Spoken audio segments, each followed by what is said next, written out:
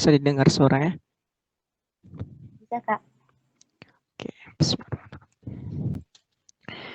Assalamualaikum warahmatullahi wabarakatuh. Waalaikumsalam warahmatullahi wabarakatuh. Waalaikumsalam warahmatullahi wabarakatuh. Alhamdulillahi rabbil alamin. Wabihi nasta'in ala umurid dunya waddin. Wassalatu wassalamu ala ashrafil anbiya wal mursalin wa ala alihi wa sahbihi ajma'in. Raditu billahi rabba wa bil islami dina wa bi muhammadin nabiyya wa rasulah amma ba'du. Pertama-tama marilah kita ucapkan puji dan syukur kepada Allah Subhanahu wa taala yang mana pada malam hari ini kita diberikan nikmat yang begitu banyak teman-teman semuanya. Apa salah satu nikmatnya? Yakni nikmat sehat, nikmat sempat. Begitu banyak teman-teman yang mungkin diberikan Allah ujian, nikmat sehatnya itu diuji dengan nikmat sakit, sehingga pada malam hari ini mungkin dari hari sebelumnya mereka mau ingin join dengan kita, tapi Allah berikan nikmat ujian, yakni nikmat kesehatannya. Kemudian nikmat sempatnya tak ada. Dia ada sehat, sehat badannya, tapi waktunya mungkin disibukkan oleh Allah Subhanahu wa taala, diuji oleh Allah Subhanahu wa taala. Karenanya pada hari ini, malam ini kita diberikan dua nikmat itu, nikmat sehat dan nikmat sempat. Begitu banyak nikmat yang diberikan oleh Allah, terkadang kita kufur dengan nikmat tersebut.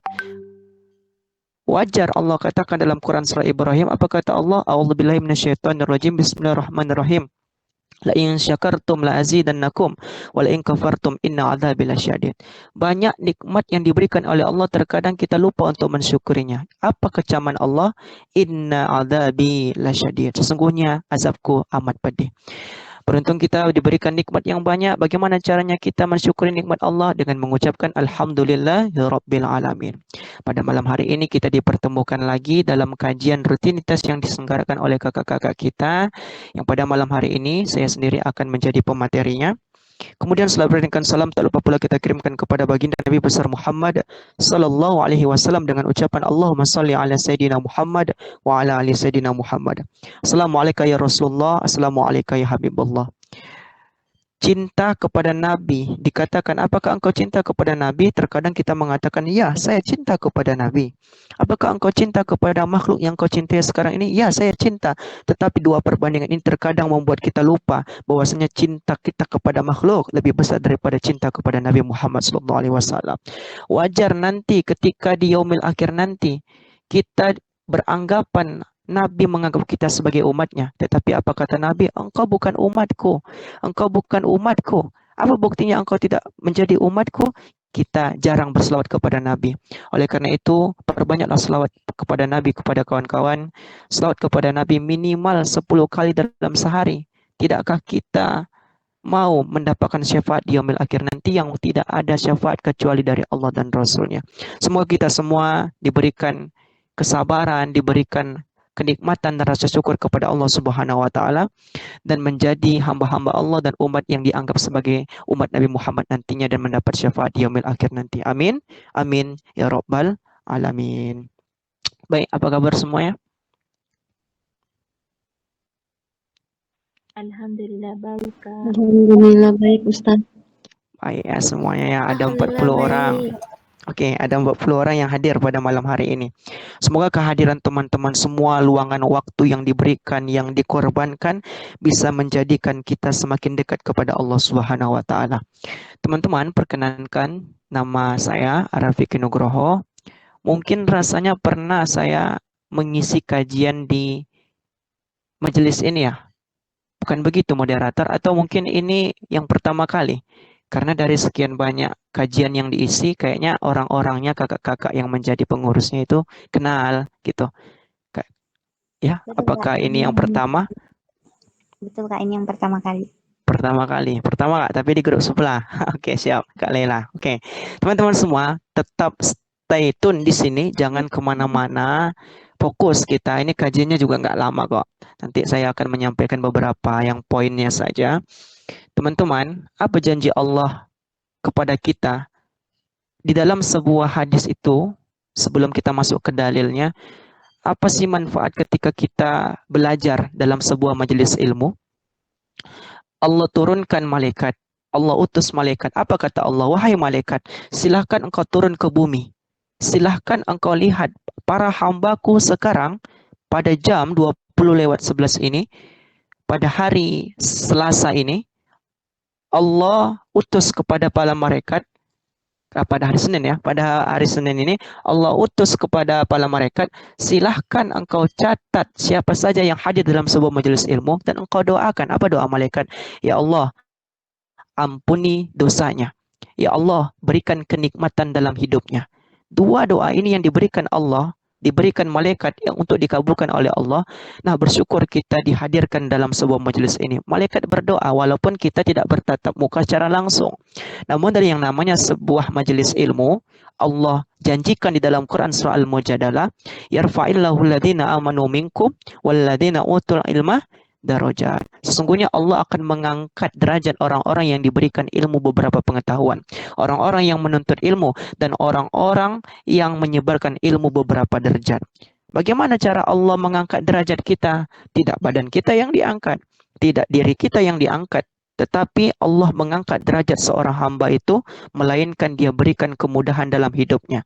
Susah dia dalam belajar, susah dia dalam melakukan aktivitas dalam kehidupan sehari-hari, Allah tuntun dia, ihdinas siratal mustaqim. Tidaknya kita seringkali mengucapkan ini dalam salat kita, itu doa kita, tetapi ketika dalam sebuah majelis ilmu, Allah berjanji, yarfa'illahu alladhina amanu minkum walladhina utul ilma darajat. Semoga teman-teman yang hadir pada malam hari ini diberikan kenikmatan yang luar biasa, diberikan nikmat yang banyak dari Allah Subhanahu wa taala. Ditutup dalam hadis yang lain, apa kata Nabi sallallahu alaihi wasallam? Sesungguhnya orang yang bermajelis ilmu, yang menuntut ilmu dalam sebuah majelis ilmu, baik dimanapun dia berada, maka dia sama halnya seperti menunaikan salat 1000 rakaat. Teman-teman, pernah nggak melaksanakan salat 1000 rakaat? Hello? Belum pernah. Yang 5 waktu saja terkadang kita lalai kan. Apalagi waktu sholat tarawih Ramadan. 20, ada yang 23, ada yang 11. Kita ribut. Tetapi itu tidak menjadi persoalan yang perlu kita bicarakan pada malam hari ini. Namun Allah berikan ganjaran. Kita duduk di sini saja mendengarkan. Lewat handphone ini, Allah berikan pahala seperti sholatnya orang 1000 rakaat. Luar biasa, na'udzubillah min dzalik. Kalau kita sia-siakan ini semua, maka tentunya kita akan menjadi orang-orang dan hamba-hamba Allah yang merugi. Baik, marilah kita buka pembelajaran kita ataupun sharing-sharing kita pada malam hari ini dengan membacakan basmalah. Bismillahirrahmanirrahim. Teman-teman di sini ada 43 orang. Yang lagi kuliah ada nggak? Yang lagi kuliah? Ayo, siapa yang lagi kuliah? Saya. Siapa tuh? Yang mana tuh? Alina, Sri, saya banyak kali. Rahma. Oke, yang kuliah ada berarti. Yang nggak kuliah tapi dia bekerja, ada nggak di sini? Ada Kak, saya. Oke. Yang sudah menikah, ada nggak? Ada Kak, baru aja nikah. Alhamdulillah. Yang jomblo, yang tak ada pasangan. Ada Ada di sini? kawan saya. Jomblo. Oke, siap. Oke, baik.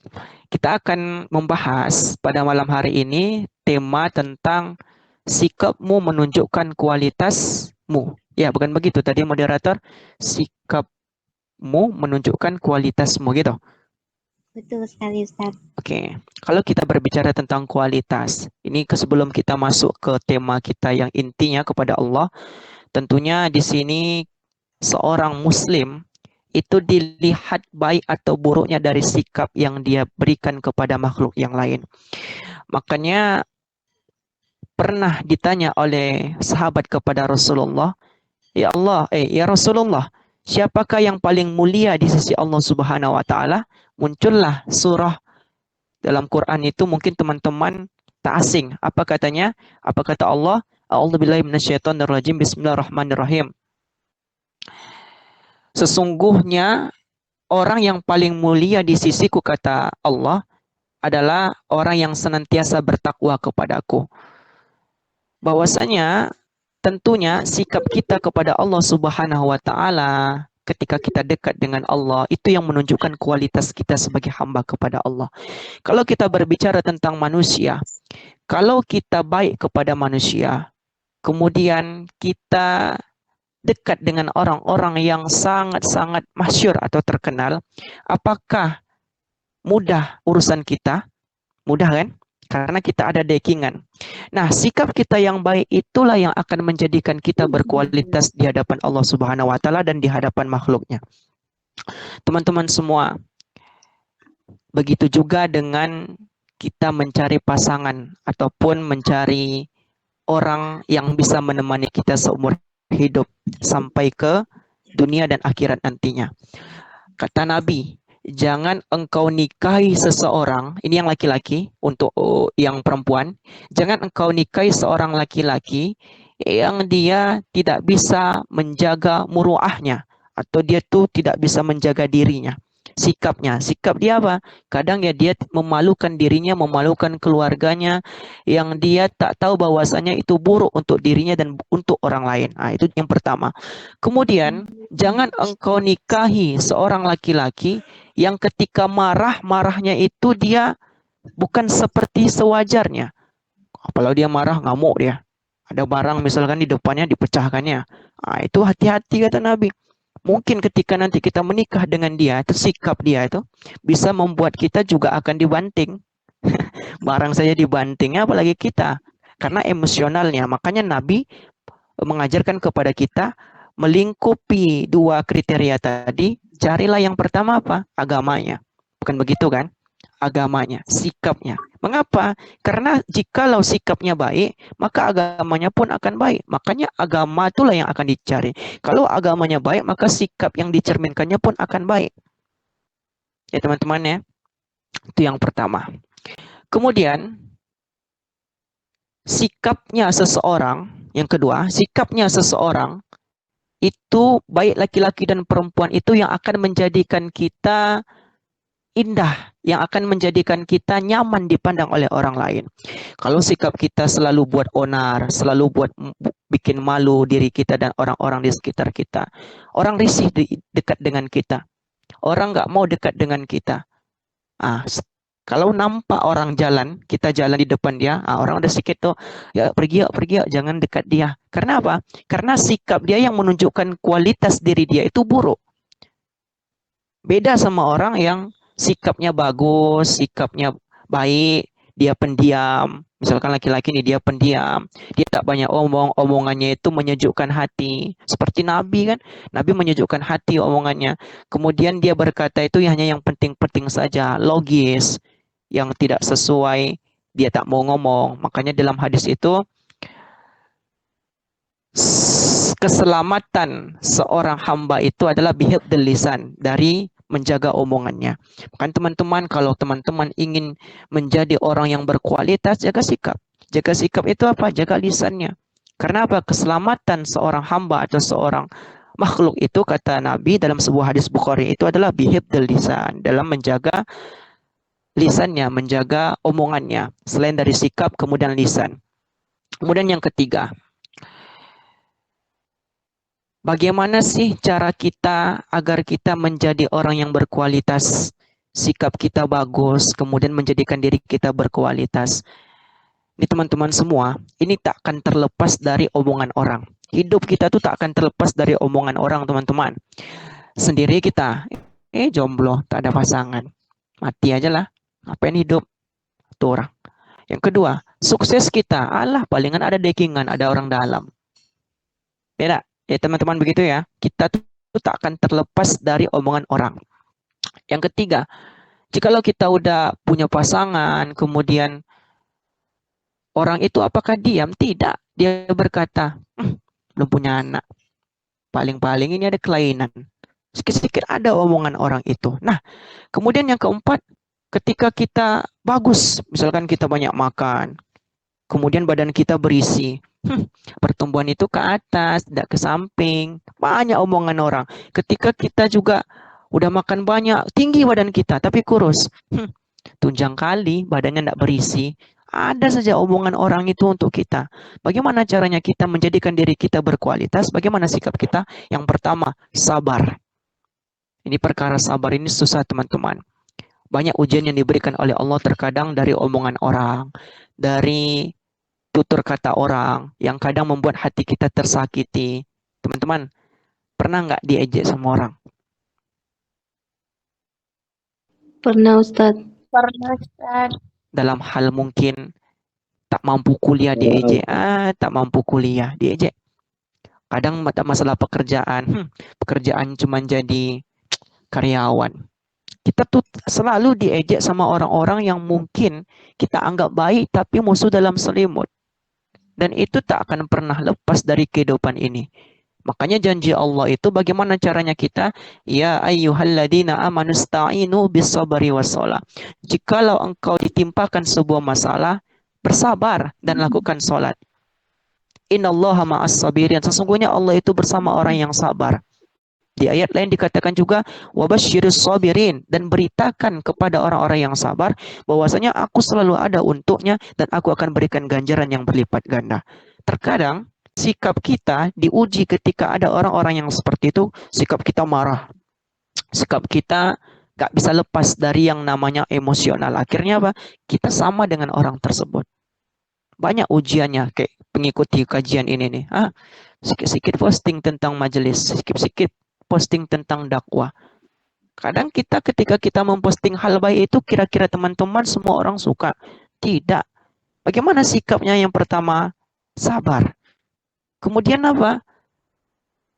Yang menjadikan kita berkualitas terhadap orang banyak dan di hadapan Allah Subhanahu wa taala, apa? Tuntutlah ilmu. Jangan pernah bosan menuntut ilmu. Apakah menuntut ilmu itu hanya di bangku sekolah? Tidak.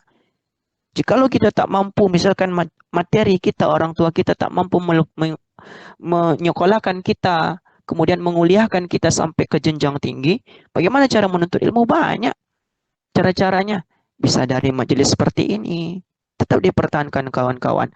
Bisa di masjid, atau di YouTube ada kajian-kajian seperti kajian-kajian online, kita bisa ikut. Dan jangan pernah kita sedih ketika ada orang-orang yang mencaci kita. Tetap menuntut ilmu. Rasulullah SAW yang menyuruh kita untuk menuntut ilmu. Jikalau ilmu kita banyak, akan menjadikan diri kita semakin berkualitas. Tapi banyak orang yang menuntut ilmu tetapi tidak berkualitas. Apa yang membuat dirinya tidak berkualitas? Sikapnya apa itu? Sombong. Makanya al-adabu fauqal ilmi. Adab itu di atasnya ilmu. Terkadang banyak orang yang mengutamakan ilmunya daripada adabnya. Makanya apa? Ketika banyak orang yang berilmu, dia senantiasa merasa dirinya tinggi. Akhirnya orang yang tidak sekolah, tidak yang dia sepelekan. Dia anggap itu hanya sebagai sesuatu hal yang sepele.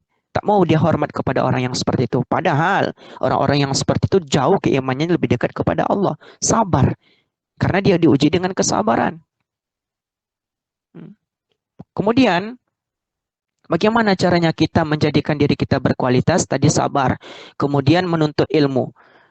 Kemudian itu ada juga produktif dan bermanfaat. Jadilah orang yang produktif. Kalau ditanya teman-teman seharian ini ngapain? Banyak pekerjaan, sibuk. Sibuk itu belum tentu produktif. Produktif itu adalah menghasilkan sebuah karya yang bisa bermanfaat bagi banyak orang lain. Contoh, misalkan teman-teman ada memposting sesuatu. Kemudian postingan itu bermanfaat bagi orang yang membutuhkan. Atau juga teman-teman punya akun medsos, misalkan YouTube, Instagram, yang bisa dilihat oleh orang banyak.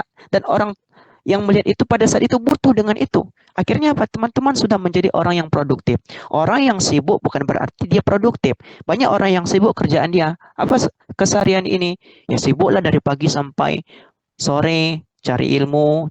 Ya cari ilmu. Cari ilmunya apa? Ya tidak ada sesuatu yang membekas. Apa kesibukannya?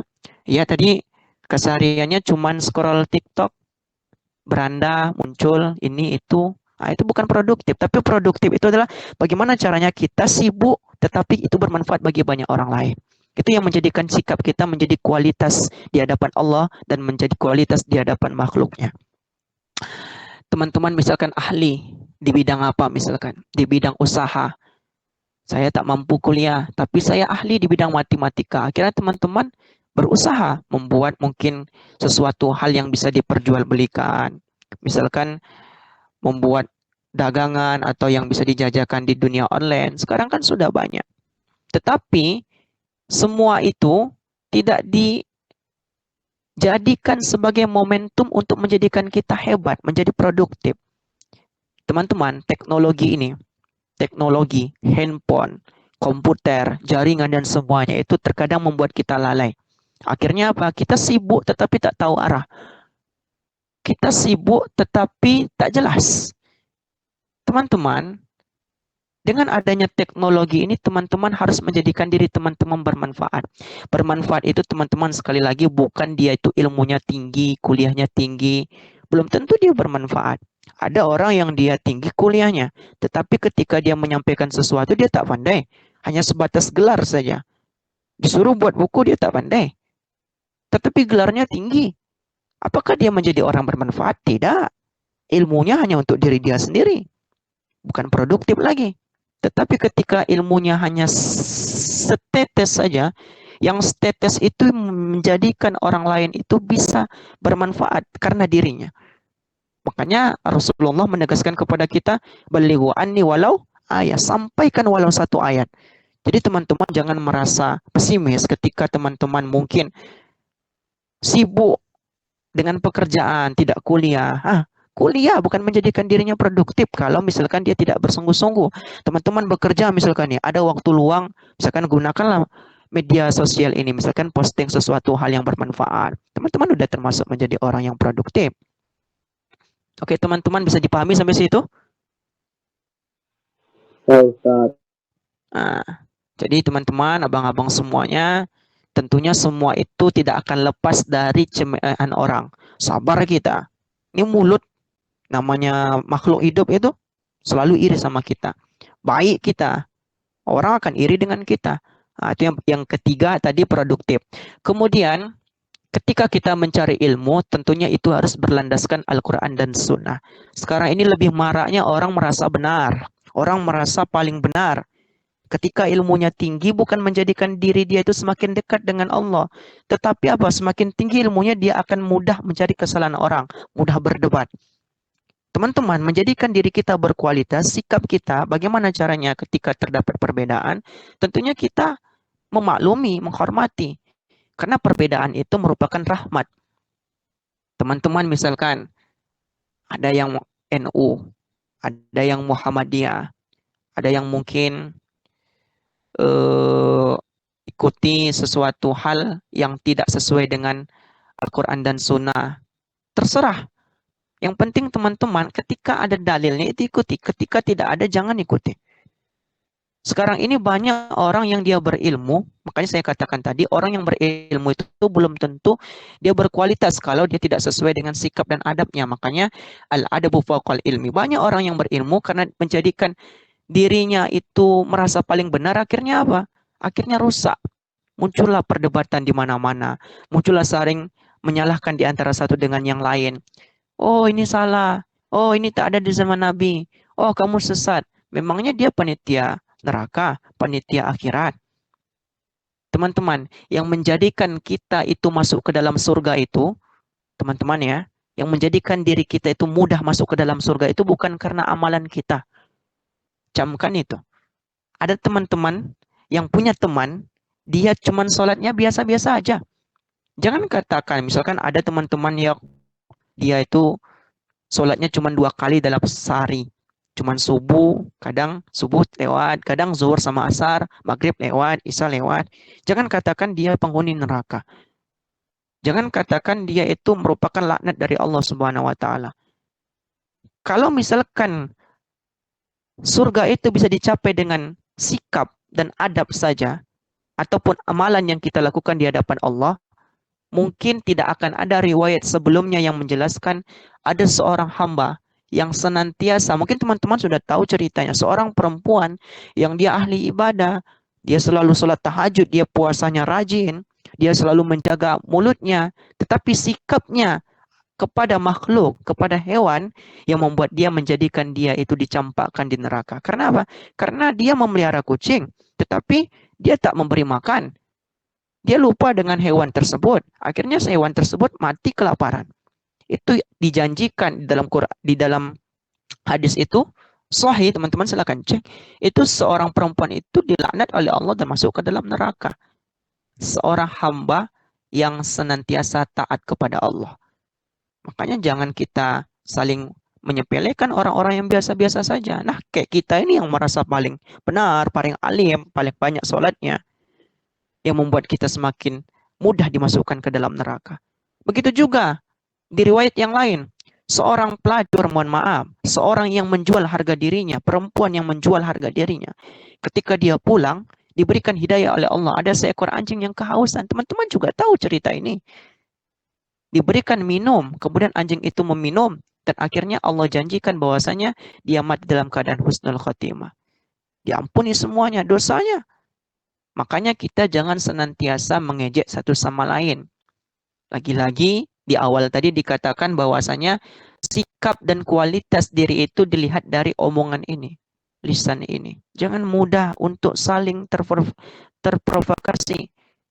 Misalkan ini salah, kita ikut-ikutan. Jangan. Nabi itu mengajarkan kepada kita, jikalau kita tak mampu untuk berkata-kata baik, lebih baik apa? Uskut, diam. Lebih baik diam.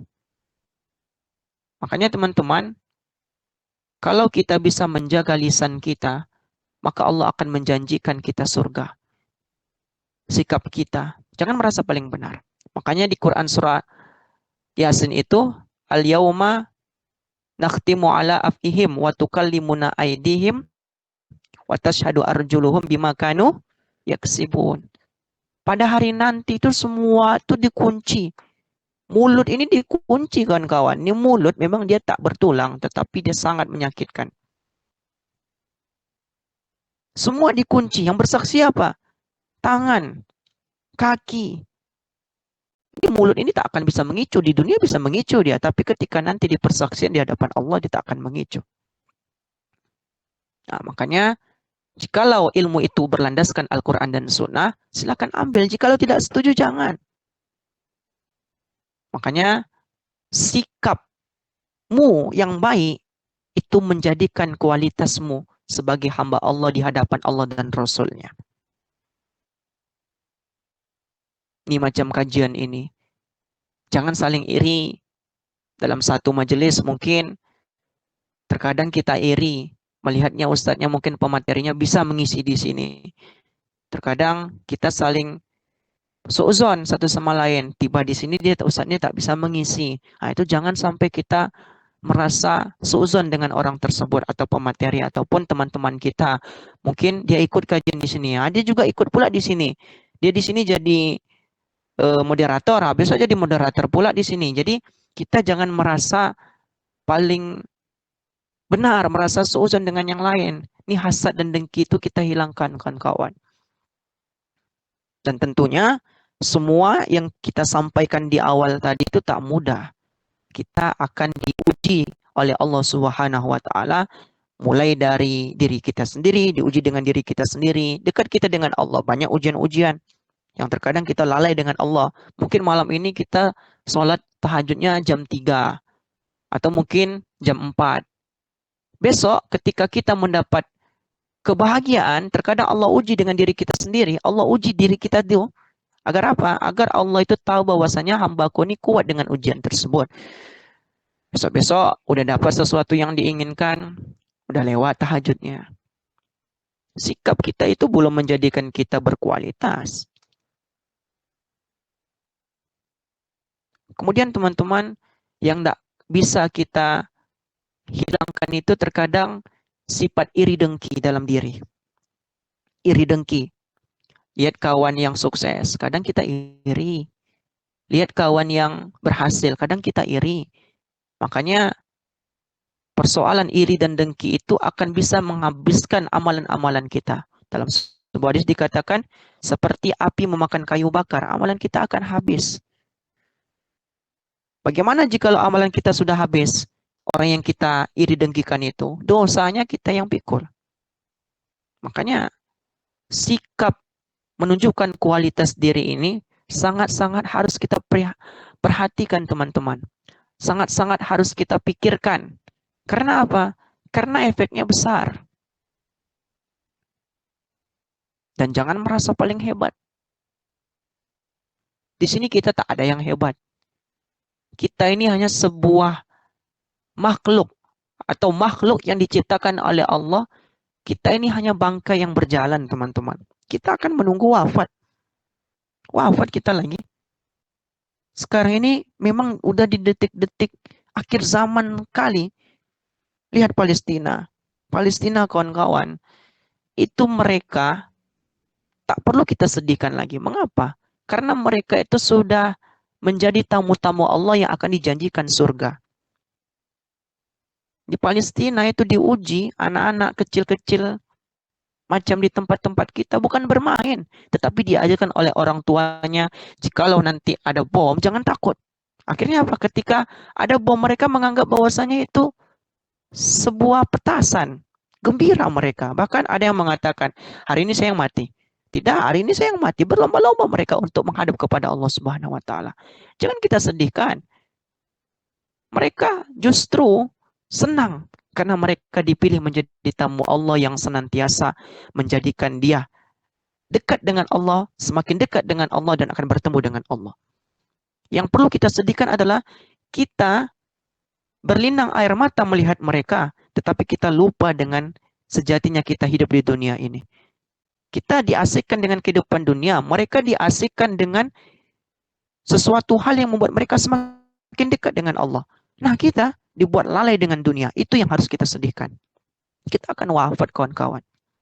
Jangan iri melihat teman-teman yang sudah punya pacar, tidak jomblo, di usia kita yang masih muda. Iri terkadang kita. Lihat kawan-kawan yang udah berpacaran. Jangan iri. Kenapa harus iri? Kita akan wafat. Sesuatu hal yang kita bawa, yang kita tunjukkan di media sosial, berpacaran yang tidak dengan dililit dengan akad nikah yang sah, bangga kita. Apa kata Allah dikecam? Silakan engkau cari Tuhan selain aku, jikalau engkau ingin menunjukkan hal-hal yang bermaksiat kepadaku. Kita akan wafat. Teknologi semakin canggih. Di luar sana, di negara asing sana, kita lihat banyak beberapa video yang tersebar beberapa detik ini, beberapa menit ini, beberapa hari ini. Mereka berlomba-lomba untuk apa? Untuk membuat suatu peradaban yang baru. Apa katanya? Peradaban manusia ini akan dihapuskan. Mereka buat apa? Buat teknologi yang canggih, buat robot. Yang mana robot itu akan memudahkan pekerjaan manusia. Justru bukan memudahkan, tapi mereka menaikkan sedikit derajatnya menjadi apa? Akan menggantikan pekerjaan manusia. Kalau kita hidup di akhir zaman ini panjang umur kita, kita akan diuji dengan orang-orang yang akan membuat kita menjadi orang yang kuat. Salah satunya apa? Teknologi yang canggih ini akan bisa memperbudak kita jikalau kita tidak bisa memanfaatkannya dengan yang baik. Kita sibuk dengan urusan manusia. Nampak teman-teman kita yang menikah, dah kadang kita merasa diri kita ini tak ada jodohnya. Nampak teman-teman kita yang kuliah, terkadang diri kita merasa, kenapalah saya hidup seperti ini, nggak mampu kuliah. Nampak teman-teman kita yang bekerja, sekarang kita diuji dengan pengangguran mungkin. Sedih. Tidak ada yang bisa menjadikan kita mulia di hadapan Allah, melainkan rasa syukur kepada Allah. Kita akan wafat, kawan-kawan. Lagi-lagi kita akan wafat. Jangan sibuk kita mengurus pekerjaan orang lain. Jangan sibuk. Oke lah, kita nampak teman-teman kita yang susah dibilangin. Sampai sekarang ini di detik ini masih juga berpacaran. Bagaimana caranya kita? Gak perlu kita suruh dia duduk di sini. Ya duduk kalian berdua. Allah Subhanahu wa taala berfirman dalam Quran begini, tidak usah. Bagaimana caranya kita? Kita terus berbuat kebaikan. Dengan cara apa? Buat postingan yang mungkin menunjukkan bahwasanya dunia ini sebentar. Jikalau mereka juga tidak mampu untuk dinasihati, itu bukan menjadi hak kita lagi. Balighu anni walau ayah, kata Nabi, sudah kita tunaikan. Khatamallahu ala qulubihim wa ala sam'ihim wa ala absarihim. Sungguh hati mereka itu telah tertutup. Pendengaran mereka itu telah tertutup. Tak mampu dia diberikan pengajaran, sudah selesai. Selesai tugas kita. Bagaimana caranya nanti ketika kita sudah membuat postingan, takutnya nanti teman-teman menjauhi. Biarkan. Yang penting tugas kita sudah menjelaskan bahwasanya sesuatu ini loh salah loh. Tapi kan kita menunjukkan ke dia. Kalau dia merasa, berarti kita sudah menjadi orang-orang yang produktif, orang-orang yang bermanfaat. Walaupun orang yang kita kenakan dengan postingan kita itu, yang merasa dengan postingan kita itu dia sakit. Justru Allah telah menitipkan kita, waktu kita, umur kita menjadi orang yang bermanfaat melalui postingan yang mungkin hanya satu postingan, teman-teman.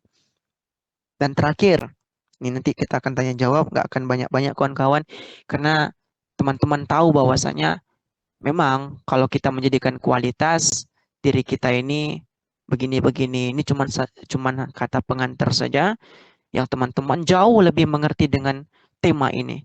Yang terakhir, ketika kita menjadi orang hebat, jangan pernah lupakan orang-orang yang membersamai kita, terutama orang tua kita.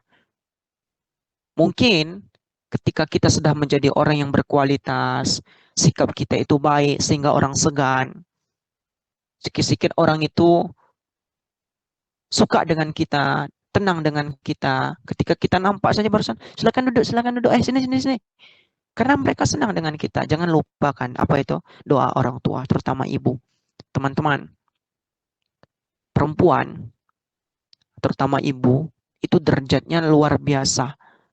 Makanya dalam sebuah hadis dikatakan yang pernah kita dengar, yang sering kita dengar, Rasulullah ditanya, sahabat, wahai Rasulullah, siapa yang aku muliakan, yang pantas untuk mendapatkan kebaikan dariku? Ibumu. 3 kali. Makanya mungkin kesuksesan kita menjadi orang yang berkualitas, disegani oleh banyak orang. Itu mungkin bukan karena usaha kita. Usaha kita mungkin 30%. 70%-nya dari siapa? Doa orang tua kita, terutama ibu. Jangan pernah lupakan juga jasa ayah kita yang sibuk bekerja, yang terkadang mungkin dia letih dengan pekerjaan, akhirnya dikuat-kuatkan. Yang mungkin hari ini mungkin dia sakit, kemudian dia nampakkan dia kuat di hadapan kita sebagai anaknya. Untuk apa? Agar kita menjadi orang yang sukses, menyekolahkan kita. Biarkan kami tidak sekolah tinggi, tapi jangan kalian. Biarkan kami hanya tamat SD, tamat SMP, tamat SMA. Biarkan, tapi jangan sampai kau putus sekolah. Nah, kita mungkin terkadang lupa dengan itu. Kita sibuk dengan dunia. Bagaimana Ustaz? Bagaimana Bang? Bagaimana Kak? Jikalau orang tua kami telah wafat. Tunjukkan diri kita itu berkualitas dengan cara apa? Tetap lakukan kebaikan. Bagaimana? Ada keluarga-keluarganya. Adik dari ibunda kita. Sekarang orang tua kita dah wafat. Adik dari atau kakak dari ayah dan ibu kita, paman kita, tante kita. Dia punya anak. Kita baik sama mereka. Jangan putus silaturahim. Nah, itu yang menunjukkan diri kita itu berkualitas. Nah, macam ini banyak ujian di akhir-akhir zaman ini. Banyak sekali kawan-kawan. Diuji dengan kesabaran. Terkadang kita merasa, ya Allah, aku udah dekat dengan Engkau.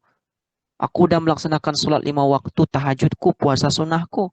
Tapi kenapa Engkau berikan ujian? Ujian ekonomi, ujian orang tua yang mungkin selalu menyalahkan kita. Tetap berbaik sangka kepada Allah. Oh, mungkin Allah ini lagi menguji aku untuk agar aku semakin dekat. Karena apa teman-teman? Kalau kita tidak diuji, kita lupa dengan Allah. Kita hanya ingat dengan manusia, dengan makhluk berkumpul-kumpul ketika kita sukses, ketika kita senang. Ya aku traktirin makan ya aku traktirin minum ya.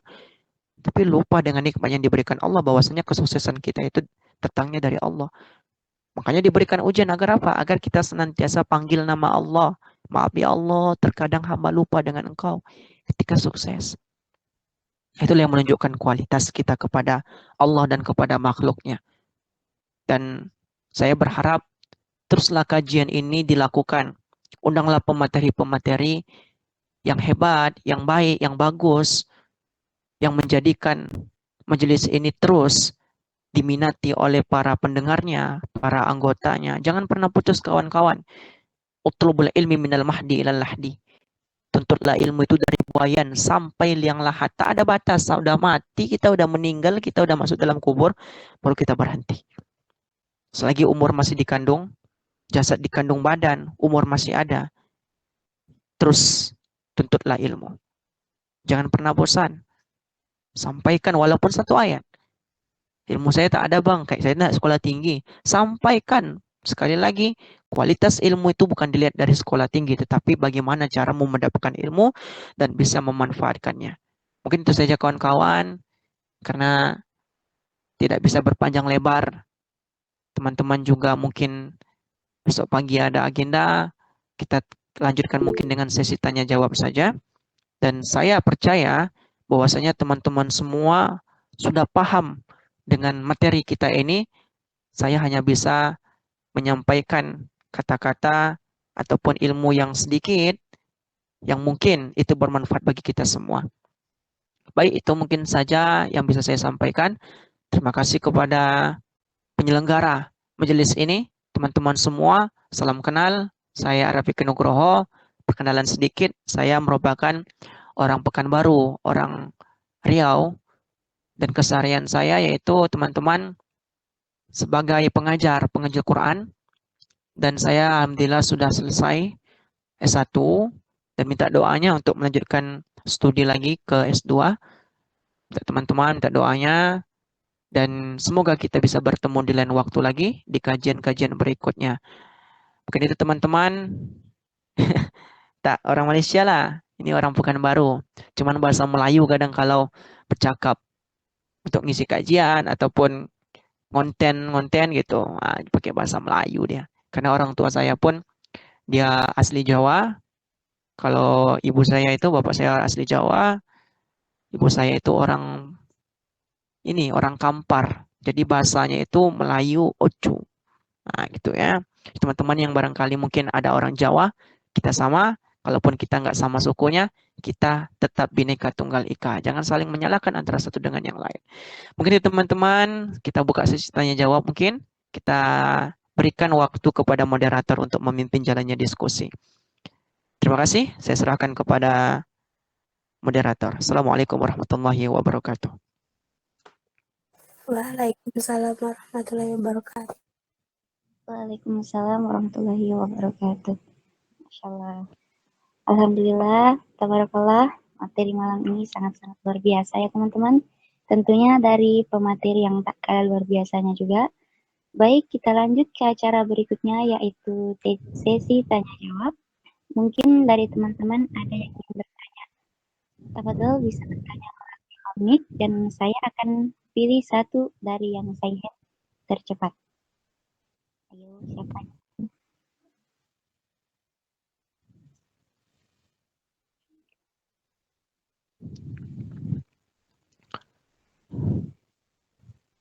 Oke, ada yang ingin bertanya, kawan-kawan? Ini ada yang masuk nih ya? Mungkin dari Kak Nurhalisa, bisa? On mic? Bisa, Kak.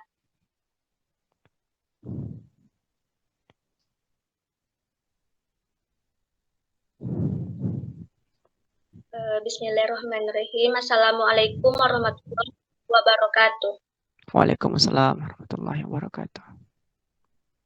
Sebelumnya, perkenalkan saya Nurhaliza. Di sini saya ingin bertanya terkait kualitas diri. Tentu tidak akan lepas dengan yang namanya pengendalian diri. Nah, lalu bagaimana dengan seseorang yang sudah berusaha semaksimal mungkin untuk mengendalikan dirinya agar tidak melakukan tindakan yang buruk.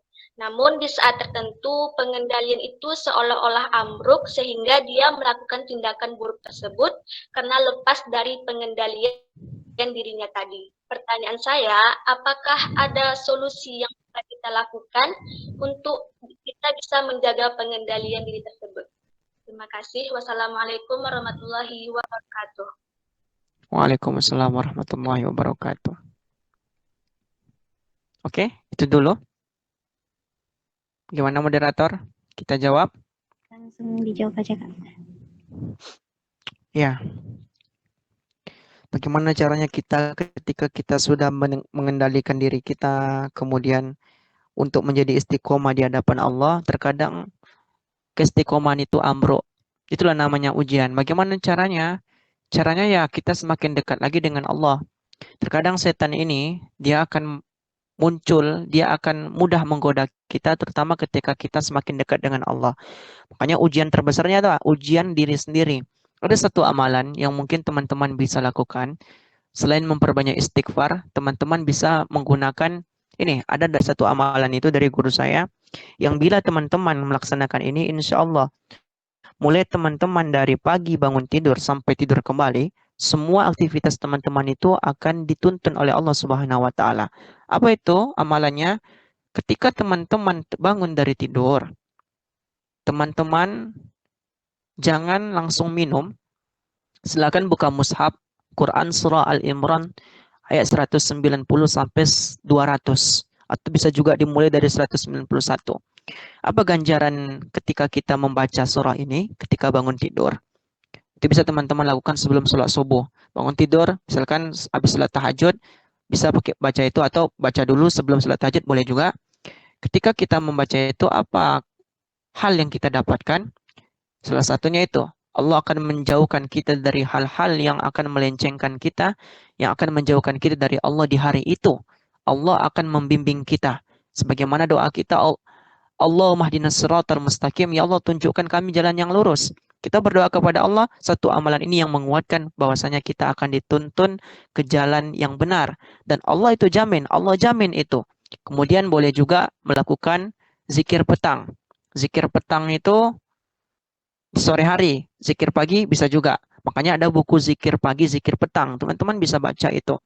Salah satu doa yang mungkin yang kadang kita selalu untuk lapaskan setiap hari, apa doanya?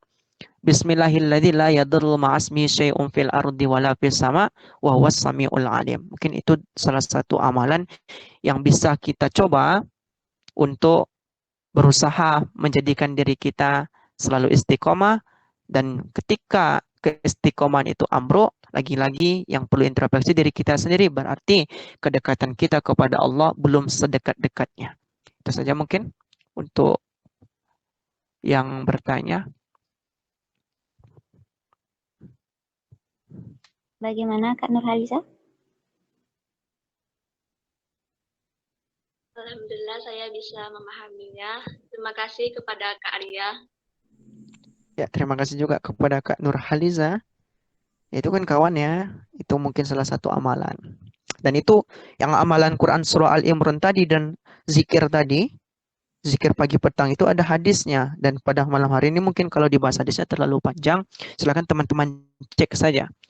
Cek saja hadis yang menyatakan bahwasanya membaca Quran surah Al-Imran 150 sampai 200 itu Allah pastikan dijaga mulai hari itu sampai tidur kembali pada malamnya.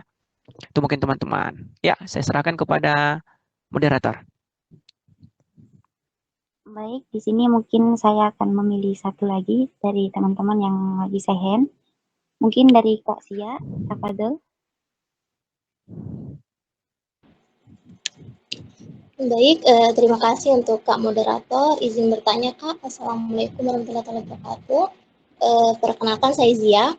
Saya izin bertanya Kak. Kan kalau misalkan kita punya temen nih gitu. Terus di suatu ketika kita tuh mendengar mereka tuh lagi ngobrolin kita gitu. Tapi kayak ngobrolin yang jelek-jelek, kejelekan kita gitu loh Kak. Dan di situ tuh kita kayak merasa, oh kok kayak gini ya mereka. Padahal selama ini kita udah temenan baik loh gitu. Terus di situ tuh kita tuh kayak mulai menghindar dari mereka karena kita tuh mungkin ada rasa sakit hati gitu kan ya. Apakah itu bisa dikatakan memutus tali silaturahmi Kak? Oke, berarti inti pertanyaannya ketika ada kawan kita yang menjelekkan kita, kita menjauhi atau bagaimana? Atau kita menyanggah dari ejekan tersebut atau kita menegurnya? Ya pernah Kak, kan waktu itu kan lagi teleponan gitu kan ya. Terus lagi teleponan di grup gitu. Terus mereka tuh ngomongin kitanya di belakang. Terus pernah setelah ditelepon di grup, pernah mereka tuh nggak tahu kalau kita itu lagi ada di grup itu gitu. Terus habis itu saya tegur tuh, oh kok kayak gini ya kalian sekarang, kok bisa-bisanya kalian tuh ngomongin kayak gini-gini gitu kan. Tapi si teman saya yang saya tegur ini dia tuh menyanggah, enggak loh kamu tuh salah dengar gini-gini gitu. Tapi saya tuh lebih percaya apa yang saya dengar daripada penjelasan mereka yang mereka jelasin ke saya gitu loh Kak.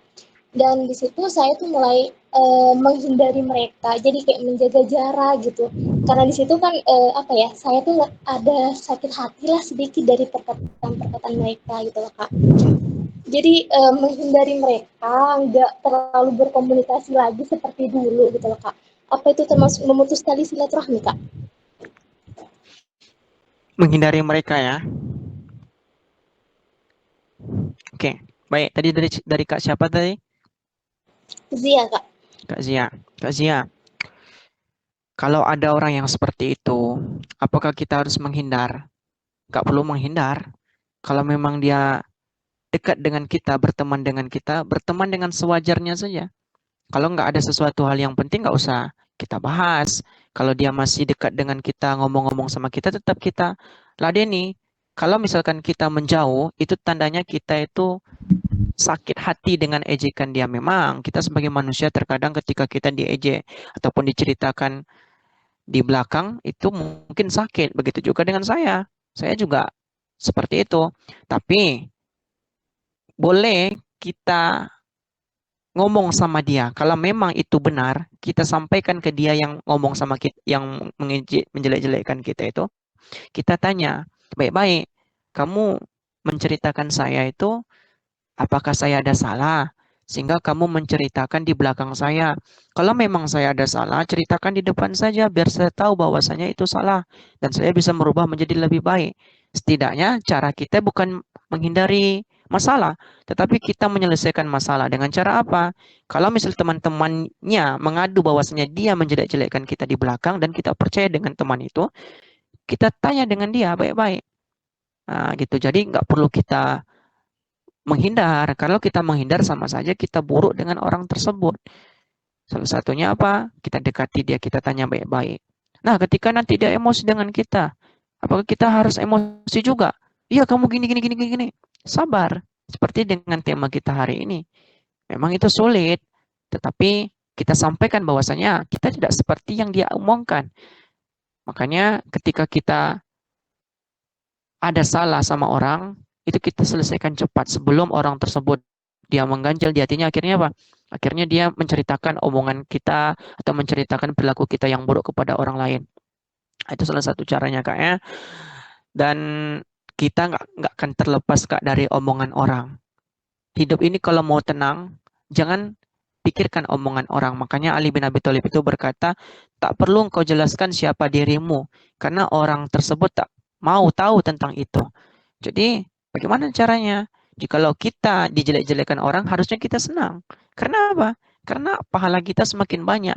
Dan cara ampuh agar kita menjadi berkualitas, kita nggak perlu menghindari dia. Kita tetap berteman dengan dia. Tetapi sewajarnya saja. Nah, itu mungkin kakak ya.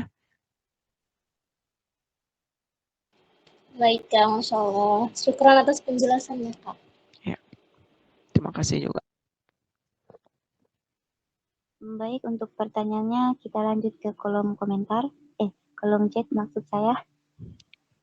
Di sini ada pertanyaan dari Uktina Berta Ratu Mahlinda.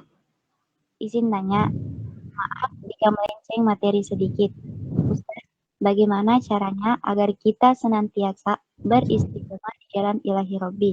Mohon motivasinya Ustaz. Syukran. Oke. Bagaimana caranya kita beristiqomah? Istiqomah ini yang susah Kak ya. Istiqomah ini merupakan suatu perbuatan yang mudah kita baca tetapi sulit kita lakukan. Bagaimana cara istiqomah? Yang pertama niat. Kalau misalkan niat kita sudah kokoh, insya Allah akan mudahkan kita menjadi orang-orang yang beristiqomah. Innamal a'malu bin niyah. Sesuatu itu tergantung dengan niatnya. Jikalau niat kita sudah bagus, maka Allah akan memudahkan kita untuk menjadi orang yang istiqomah. Kemudian setelah niat apa? Bukan hanya sekedar niat saja, ya Allah, aku ingin menjadi orang baik. Tapi nggak ada usaha. Fa'idha azamta fatawakkal 'ala Allah. Jikalau kita telah berusaha, baru kita serahkan kepada Allah Subhanahu wa Ta'ala. Kemudian, dekati orang-orang baik. Dekati orang-orang baik itu maksudnya apa? Jikalau orang-orang baik itu mampu menjadikan kita lebih baik beristiqomah, ya kita dekati itu. Kalau misalkan orang itu berdampak buruk dengan kita, jangan kita dekati. Kemudian yang keempat, perbanyak doa. Perbanyak doa, salah satunya apa? Allahumma ya muqallibal qulub. Ini selalu kita doa kepada Allah ketika sholat. Tujuannya apa? Allah itu yang senantiasa membolak-balikkan hati. Kalau hati kita terkadang mungkin hari ini kita lagi kuat-kuatnya menjalankan ibadah. Besok belum tentu, karena hati-hati kita ini mudah terbolak-balik. Kadang diuji dengan nikmat, kadang kita lengah, kita lalai dengan Allah. Makanya minta kepada Allah, Allahumma ya muqallibal qulub, tsabbit qulubana ala dinik wa ala ta'atik. Ya musarrifal qulub, itu dia doa itu mungkin teman-teman paham itu. Dan yang terakhir ketika berdoa, jangan lupa kepada Allah sisihkan satu Asmaul Husna yang sangat-sangat luar biasa. Apa itu? Ya Latif, Engkau yang maha melembutkan hati, ya Allah. Lembutkan hati ini agar senantiasa lembut, terus beristiqomah kepada Engkau. Itu salah satunya mungkin cara-caranya kakak ya. Kalau kata-kata motivasi, apa ya? Hilang pula dia. Tadi ada pula nih. Kalau kata-kata motivasi itu, tetaplah menjadi yang terbaik, walaupun terkadang diri kita itu belum baik. Tetaplah menjadi orang-orang yang senantiasa berkualitas, walaupun terkadang kita belum berkualitas dipandang oleh orang lain. Dan jangan merasa sendiri, karena Allah Subhanahu wa Ta'ala selalu ada untuk kita. Jangan bersedih hati dalam ujian yang kita lakukan, dalam ujian yang kita hadapi, karena Allah bersama dengan kita. Sampai Allah berkata, wahai hambaku, engkau perlu apa? Engkau perlu apa hambaku? Engkau mau apa? Akan aku kabulkan. Istajib doa'ana. Akan aku kabulkan doa kalian. Maka tetaplah terus berbuat baik, walaupun banyak ujian yang menghampiri dalam hidup ini. Mungkin itu kakak ya. Oke, kita kembalikan kepada moderator. Kita lanjut ke pertanyaan kedua, ada dari Kak Uhtina Ayu Lestari. Assalamualaikum warahmatullahi wabarakatuh. Izin bertanya Ustadz, biasanya di zaman sekarang ini banyak anak-anak muda yang terpengaruh oleh media sosial. Dan biasanya mereka menyalahgunakan media sosial menjadi ladang kemaksiatan. Salah satu contohnya seperti berpacaran Ustadz. Nah, pertanyaan saya, bagaimana cara kita menjaga agar emosi kita tidak rusak di zaman sekarang ini, Ustaz? Oke, kalau salah satu caranya, ya sama mungkin jawabannya itu nggak jauh berbeda dari pertanyaan kakak Berta ya. Teknologi menjadi ladang kemaksiatan, contohnya pacaran. Ya kita harus pandai-pandai, jangan sampai kita itu diperbudak oleh teknologi seperti yang disampaikan tadi. Teknologi yang berkembang pesat itu bukan menjadikan kita semakin jauh dari Allah, bukan menjadikan kita untuk mudah bermaksiat. Dulu orang berpacaran itu kawan-kawan, kalau ada orang tuanya, jangan kau keluar rumah, nggak patah kaki kau. Sekarang itu ada teknologi, pacaran dia bisa dalam rumah, bisa video call, bisa teleponan. Kalau dulu tak ada yang namanya teknologi. Nah, teknologi yang menjadi pesat seperti sekarang ini harusnya menjadikan kita semakin berkualitas, menjadikan diri kita dekat dengan Allah, bukan menjadikan kita lalai. Nah, itulah ujian yang patut kita tangisi. Itulah ujian yang patut kita sadari. Bahwasanya kita sekarang ini banyak seperti buih di dalam lautan. Buih dalam lautan banyak. Ketika ada batu itu dilemparkan dalam buih yang bertebaran di lautan tersebut, dia akan pecah. Begitulah dengan manusia di zaman sekarang ini. Lalai, pecah semuanya. Akhirnya apa? Lupa dengan tujuan. Satu, apa? Mati. Bekal hidupnya itu yang dibawa dia lupa. Karena apa? Karena teknologi yang berkembang pesat, salah satu dampak negatifnya adalah ingin menjadikan kita lupa dengan Allah dan menjauhkan kita dari Allah. Salah satunya apa? Itu tadi dengan berpacaran. Itu mungkin kakak ya. Oke, baik, kita lanjut ke pertanyaan selanjutnya dari Kak Muhammad Fadil. Di sini saya lihat ada 2 pertanyaan. Afwan Ustadz izin bertanya, bagaimana kita agar selalu menyeimbangkan dunia dan akhirat dalam menuntut ilmu? Dan yang kedua, bagaimana cara untuk mengembangkan kualitas diri kita di lingkungan yang toksik? Silakan, Kak. Tunggu, toksik itu apa? Kakak moderator. Toksik itu seperti apa? Gimana ya? Kak Muhammad Fadil bisa dijelaskan? Nanti takutnya melebarkan toksik yang dimaksudnya seperti apa, Kak? Kak mana? Kak siapa nih? Kak Ayu ya? Bukan Kak Fadil. Muhammad Fadil. Ah, Mana ini orangnya nih? toksik. Bisa